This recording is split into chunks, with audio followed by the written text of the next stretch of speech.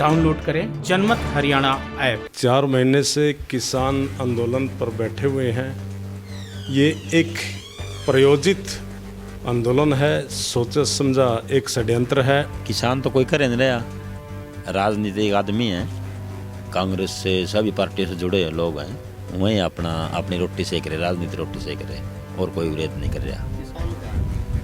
किसान कहाँ है, सब राजनीतिक गुंडे हैं। ये किसान नहीं है, अपनी राजनीति रोटी सेक रहे हैं, कांग्रेस पार्टी के लोग गुंडागर्दी फैला रहे हैं। देश में जब कोरोना की दूसरी लहर फैलनी शुरू हुई थी तो सरकार ने दिल्ली बॉर्डर पर किसानों के नाम पर आंदोलन कर रहे आंदोलनकारियों से अपील की थी कि बॉर्डर खाली कर दें। लेकिन किसानों के नाम का चोला ओढ़े आंदोलनकारियों ने तर्क दिया था कि क्या रैलियों से कोरोना नहीं फैलता। कुंभ का भी हवाला दिया गया, इसलिए हम बॉर्डर खाली नहीं करेंगे। अब तो कुंभ को भी बीच में ही खत्म कर दिया गया। चुनावी रैलियों को भी नेताओं ने करना बंद कर दिया। चुनाव आयोग ने जीत के जश्न पर भी रोक लगा दी। लेकिन तथाकथित किसान नेता अपना आंदोलन खत्म नहीं कर रहे हैं। उनकी बेशर्मी अपने चरम पर पहुंच गई है। बॉर्डर पर भीड़ को जमा किया जा रहा है, इफ्तार पार्टियां की जा रही हैं। कोरोना के इतने बड़े संकट के बावजूद चुनावों में जनता द्वारा खारिज किया गया राकेश टिकैत 29 अप्रैल को महापंचायत करने जा रहा है। आखिर 2 बार का जमानत जब्ती टिकैत चाहता क्या है?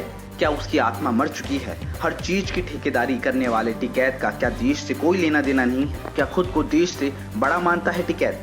सरकार घाटे में चल रहे कुछ सार्वजनिक उपक्रमों का डिसइन्वेस्टमेंट करने जा रही है, उस पर टिकैत को खूब मिर्ची लग रही है। वो आम लोगों के बीच यही फैला रहा है कि सरकार देश को बेच रही है, ये बिक जाएगा, वो बिक जाएगा। अब कोई टिकैत से पूछे तो खुद को जो किसान नेता बताता है, तुझे किसानों की बात करनी चाहिए, तेरा डिसइन्वेस्टमेंट से क्या लेना देना, तू क्या देश का ठेकेदार हो गया है? चुनाव में आपकी 2 बार जमानत जब्त हो जाती है, फिर भी आपका व्यवहार ऐसा रहता है कि आपसे बड़ा कोई नेता ही नहीं।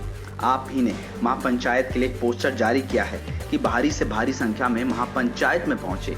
क्या चाहता है कि ये लोग कोरोना से संक्रमित हो, लोग तड़प तड़प कर मरें और तू सरकार को ब्लैकमेल कर सके।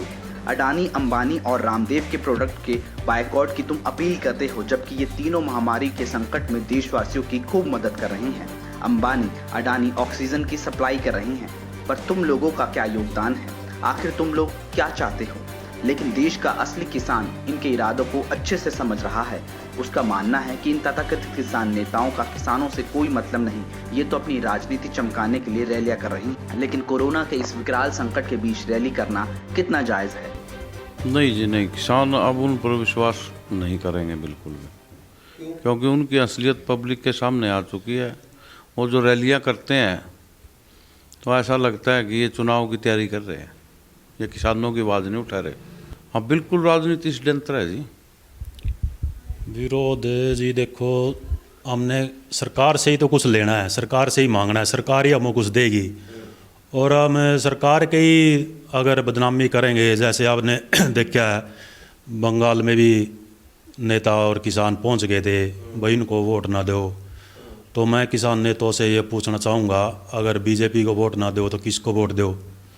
क्या दूसरी पार्टियाँ इनको कुछ पहले ज़्यादा भला करके जा रही है किसानों का?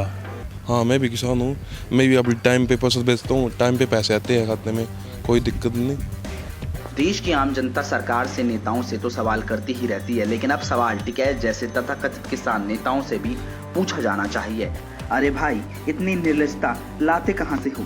महामारी के बीच ऐसा शर्मनाक रवैया, भीड़ इकट्ठी करके साबित करना क्या चाहते हो कि तुम देश से सबसे बड़े नेता हो? अगर ऐसा है तो चुनाव लड़कर देख लो, पता चल जाएगा। पहली 2 बार तुम्हारी जमानत क्यों जब्त हुई थी?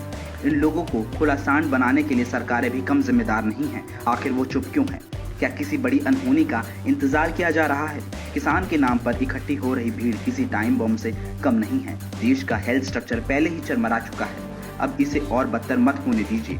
टिकैत जैसे नेताओं के खिलाफ सख्त से सख्त कार्रवाई कीजिए। देखना यह है कि वो दिन कब आएगा, कब सरकारें लोगों के जीवन को नर्क बना चुके इन आंदोलनकारियों से सख्ती से निपटेंगी।